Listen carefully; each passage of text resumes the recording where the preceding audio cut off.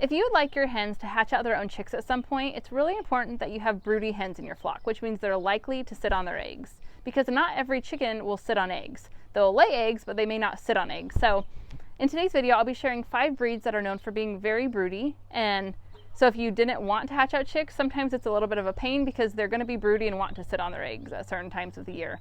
But when it comes time to letting your chicks hatch and you want to have that good mother hen, these 5 breeds are great to have. So before we get into the list of the 5 broody chicken breeds, I wanted to say that 4 of these 5 breeds are actually some of my most favorite hens. And so even though I don't usually like to hatch out my own chicks, I do typically have a few of these breeds in my flock at all times because they're such great hens, but they will make really good mothers if you want to hatch out your chicks.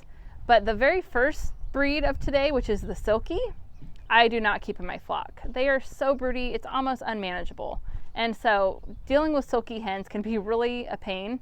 And so I don't ever have Silkies in my flock, but if you do, they are really sweet chickens and they make really good moms. So if you want to hatch out chicks, a Silky can be a really good one to have in your flock. I just choose not to because they're not really the best of layers and they're just always broody. But then the next 4 that are really good broody hens, but are also some of my most favorite hens, include the Cochins, Orpingtons, Brahmas, and Speckled Sussex. They all can be very broody and they make great mothers, but they aren't quite as broody as the Silky. And so I tend to always have 1 or a few of those hens in my flock. They're some of my favorites. And if you're wanting to have some broody hens in your flock, those would be the 4 that I would choose. The Silky can make a great mom and it's gonna be the most broody, but she can be kind of a pain to deal with. And so if you want some broody hens in your flock, definitely consider the Cochins, Orpingtons, Brahmas, or Speckled Sussex. They're all also very sweet hens, and so they make great pets, especially if you have kids. And so I would definitely consider those 4.